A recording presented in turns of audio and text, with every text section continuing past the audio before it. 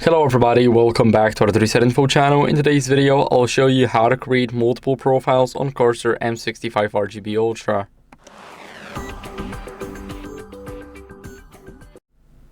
So first, what you guys want to do is go over and open up the Home app. Now here we have this little button, we're going to press it, and here we have software profiles. We're going to click add new software profile. Here we can name it something else. For example, instead of profile 2, I'll name it hard reset tutorial, and the profile icon, you can choose something else. Also, you can do the profile image or video.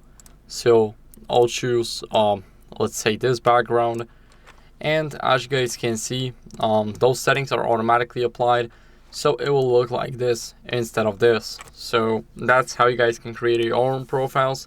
You can easily just enable something here, and you can just have fun with adjusting everything. So that's how you guys can create another profile on your app.